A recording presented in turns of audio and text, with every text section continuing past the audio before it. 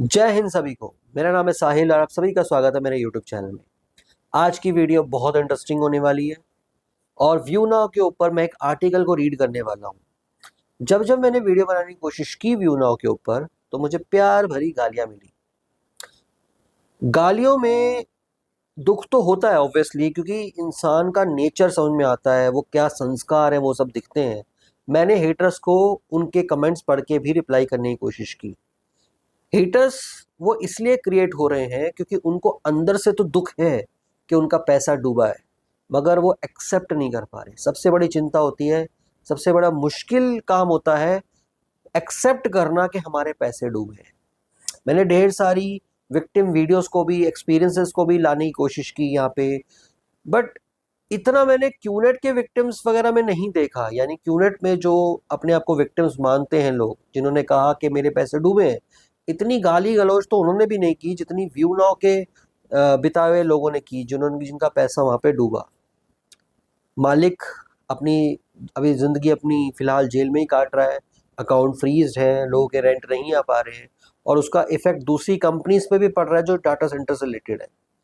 दुख तो उनके लिए होता है जिन्होंने अपना पैसा खोया और वो कोई स्टेप नहीं ले पा रहे, कोशिश करने पे वो एक स्टार्ट नहीं कर पा रहे, हम ऐसा कहेंगे। दुख होता है उनके लिए। मगर कुछ ऐसे जो तत्व हैं जो गाली गलौज करते हैं, जो ये कहते हैं तुम्हें कुछ नहीं पता तो तुम वीडियो क्यों बना रहे, वगैरह वगैरह, तो आज उनके लिए स्पेशल एक आर्टिकल है। मैं ये आर्टिकल इसलिए आप लोगों को दिखाना चाहता हूँ ताकि उनको महसूस हो कि वो कितने गलत ट्रैक पे हैं। मैं इन्फॉर्मेशन दूँ, गलत हो सकता है, बट क्या ये आर्टिकल भी गलत होगा?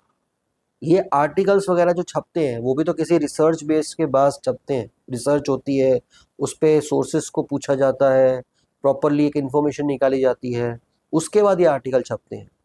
तो बहुत सारे लोगों ने जो व्यू नाउ के, जिन्होंने पैसा अपना खोया है, उनको ये होता है, कई लोगों ने सुसाइड किया, ऐसी न्यूज़ जो आई है, कई लोगों ने बताया, किसी किसी को मतलब ऐसी तकलीफ है, ईएमआई नहीं भर पा रहे, कई सारी ढेर सारी तकलीफें हुई है। तो वो स्टेप लेना चाहते हैं, नहीं लेना चाहते, उनकी चॉइस। बट इस वीडियो में मैं ज़रूर उनको एक पिंच पॉइंट करना चाहता हूँ जिनको अंदर से महसूस हो रहा है कि उनका पैसा डूबा है, मगर वो एक्सेप्ट नहीं कर पा रहे क्योंकि वो पॉजिटिव थिंकिंग चल रहे हैं। उनके अंदर एक संदीप माहेश्वरी आया हुआ है जो कह रहा है बहुत आसान है। उनके अंदर ये फीलिंग्स आ रही हैं, पॉजिटिव थिंकर, वो बहुत बड़े मोटिवेशनल गुरु बने घूम रहे हैं कि मुझे कुछ नहीं पता, सब कुछ सही होगा। मैं तो कह रहा हूँ 2 साल और वेट कर लो, 2 साल के बाद आप कुछ भी नहीं कर सकते, क्योंकि भारत कानून भी एक तरीके से चलता है। कानून आपके हिसाब से नहीं चलेगा, कानून कानून के हिसाब से चलेगा। तो अगर आपको उसके बाद कुछ करना होगा तो कानून को आपको मोल्ड कराना पड़ेगा, वहाँ पे अमेंडमेंट्स कराने पड़ेंगे। वो इतना इजीली पॉसिबल नहीं है। भारत में कानून बनाना ऐसा नहीं है कि आपने कहा और हो गया, नहीं। तो आर्टिकल को रीड करते हैं।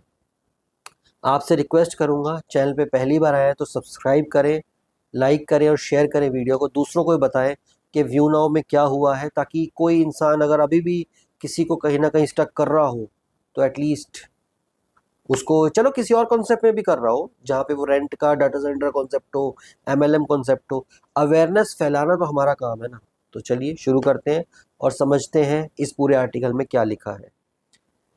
द हिंदू का ये आर्टिकल है, मैं स्क्रीनशॉट्स देते जाऊंगा ताकि ऐसा ना लगे कि ये मैं अपनी मन घड़त कहानियां बता रहा हूँ, मैं अपनी तरफ से कुछ बातें बोल रहा हूँ, ऐसा ना लगे। ठीक है। अभी लास्ट ईयर से ये सब शुरू हुआ है, ऑलमोस्ट 1 साल होने को आ रहा है। ठीक है। द हिंदू का ये आर्टिकल है, उनका बिजनेस फोरम, इंडस्ट्री फोरम है, उसके अंदर ये है अवेलेबल। तो उसमें टाइटल है enforcement directorate searches view now Infratech premises. यानी अभी भी ईडी पूरी की पूरी छापेमारी करने के पीछे पड़ा हुआ है। ऐसा नहीं है कि ईडी ने उनको बहुत इजीली फ्री कर दिया है, अभी भी पूरी तरह उसके पीछे सर्चेस चल रहे हैं। एजेंसी ने क्या कहा है कि उन्होंने कुछ कैश को सीज किया है, इलेक्ट्रॉनिक डिवाइसेस को सीज किया है, जिसमें कुछ क्रिमिनल बेस या कुछ इस टाइप के रिकॉर्ड शेयर्स वगैरह हो सकते हैं। इमोबाइल प्रॉपर्टी के रिकॉर्ड्स हैं, 737.2 मिलियन के रिकॉर्ड्स हैं, एक तरह से ये उन्होंने पब्लिश किया है। 15 अगस्त 2025 का आर्टिकल है ये, मैं उसी को कोट कर रहा हूँ। अब भी किसी को तकलीफ लगती है, झूठ है, फलाना है, ढिमकाना है, ये है वो है, तो भैया हिंदू का आर्टिकल है, हम सिर्फ रीड कर रहे हैं, आप एंजॉय कीजिए। अंदर से दुख होता है तो दुख के ऊपर स्टेप्स लेने ज़रूरी है, नहीं तो गाली गलौज करने के लिए आपके पास कमेंट सेक्शन पूरा ओपन है। खूब गाली गलौज कीजिए, एंगेजमेंट कीजिए, वीडियो उसको खूब व्यूज़ दीजिए, खूब फैलाइए, जैसी मर्जी आपकी इच्छा। अब आर्टिकल क्या कहता है? The directorate of enforcement, ED का जो डायरेक्टरेट है, उसने रेजिडेंशियल और बिजनेस प्रीमिसेस व्यूनॉ के ग्रुप ऑफ कंपनीज के इंक्लूडिंग आईटी सॉल्यूशन फर्म व्यूनॉ इंफ्राटेक को भी सर्च किया, और उनके director Rahul Anand Bhargava and other related people, और उससे रिलेटेड जो और लोग हैं एंटिटीज, उन्होंने एजेंसी ने इंफॉर्मेशन दिया फ्राइडे को 15 अगस्त को इसके बारे में, कि उन्होंने जो सर्चेस करे वो सब बताया।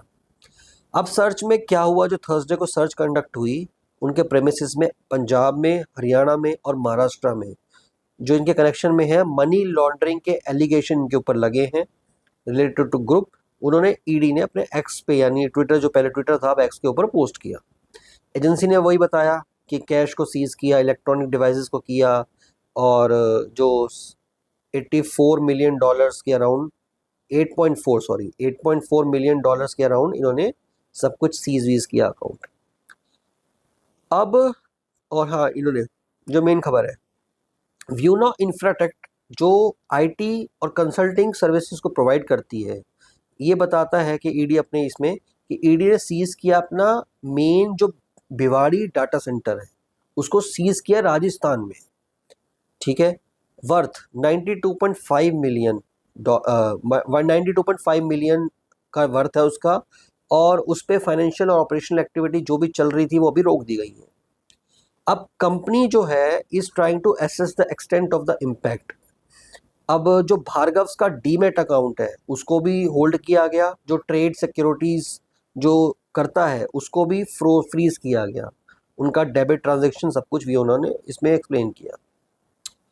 अब ये जो आर्टिकल है, ये आपको अब कैसा महसूस होता है? इतना छोटा सा आर्टिकल है, ज़्यादा बड़ा नहीं है, और इसके बारे में आप और कुछ डिटेलिंग तो इसमें है नहीं।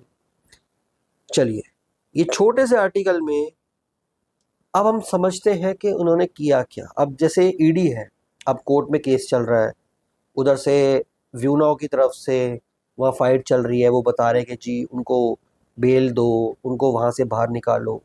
लोगों को अभी भी पॉजिटिव किया जा रहा है कि ये सब कुछ ठीक होगा, सब कुछ ठीक होगा। ठीक हो भी गया तो सबको सबके पैसे कैसे मिलेंगे? अब 1 साल से रेंट रुका हुआ है। अब आप खुद कैलकुलेशन कर लीजिए, अगर पर मंथ का रेंट किसी का 10,000 भी हो तो ऑलमोस्ट 12 महीने होने वाले, उतना पैसा, प्लस उनका जो लगा हुआ प्रिंसिपल अमाउंट वो पैसा, ये सारा पैसा कैसे वापस मिलेगा? एसेट्स उस लेवल पे नहीं है जो अभी ईडी अपनी छानबीन कर रही है, एसेट्स उस लेवल के नहीं है कि वो उनको बेचा भी जा सके और उनके पैसे चुकाए जा सके। तो ये सारी कन्फ्यूजन की स्थिति के साथ अभी भी लोगों को पॉजिटिव करके सिर्फ और सिर्फ रोका जा रहा है।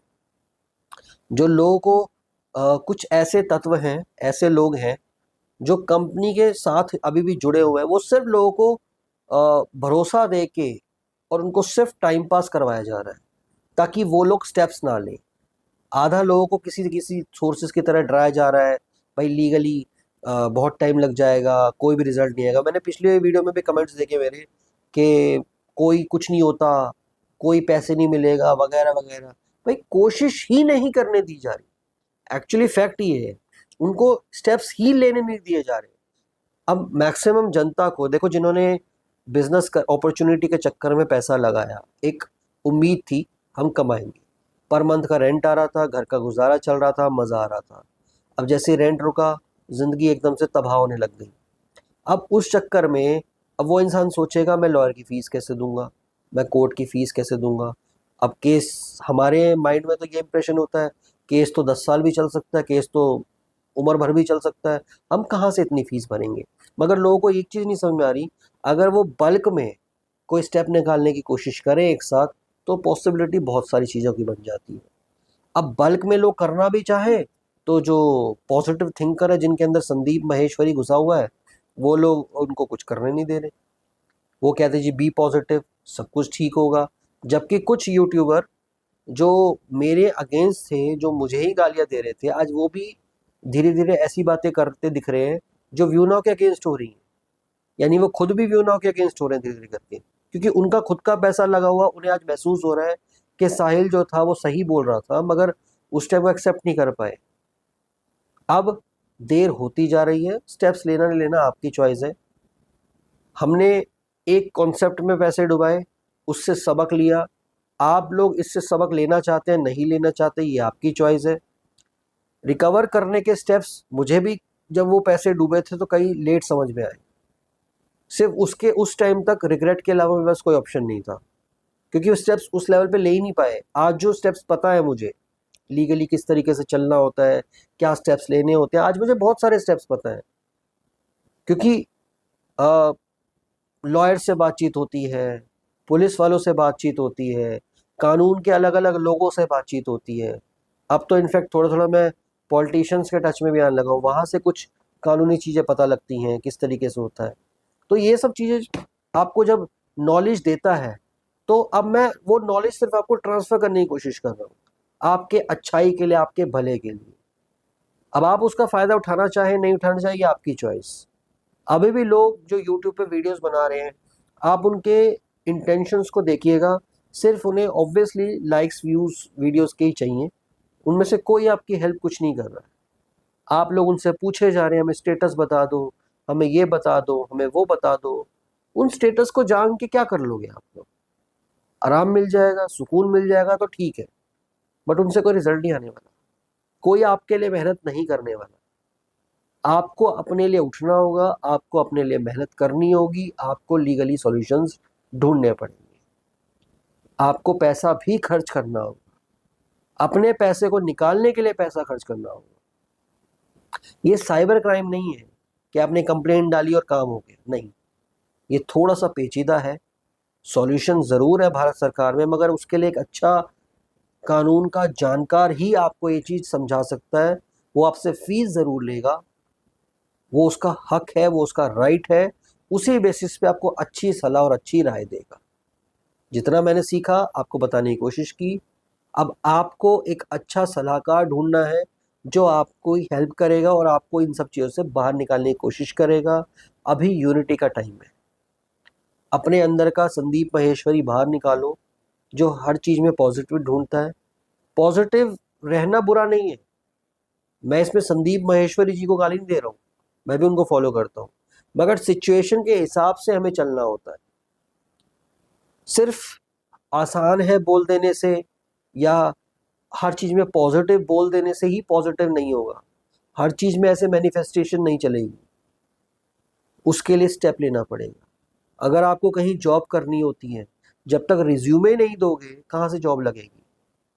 अगर आपको बिजनेस करना है, अगर आप कैपिटल डाल के कुछ सामान ही नहीं खरीदोगे बेचने के लिए, तो कहाँ से बिजनेस करेगा?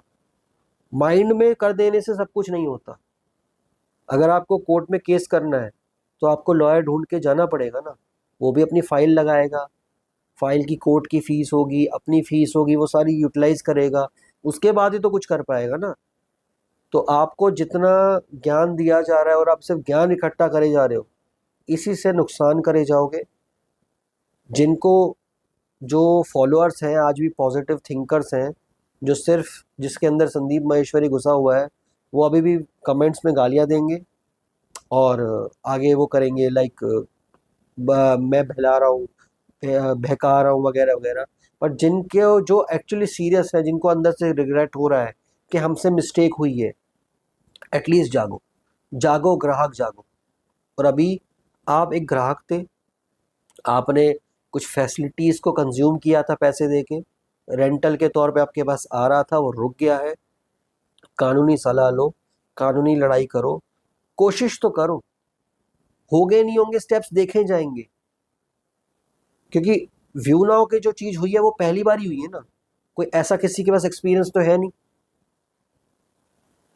सोचने वाली बात है। अब जैसे मैं एक किस्सा याद दिलाता हूँ आपको, एक मूवी का, आपने देखी होगी मिशन मंगल, मंगलयान वाली मूवी, मिशन मंगल अक्षय कुमार की। उसमें ना एक लाइन है, विद्या बालन कहती है कि सर जो एक्सपीरियंस्ड हमारे पास साइंटिस्ट थे वो तो हमें मिले ही नहीं, मिशन मार्स के लिए।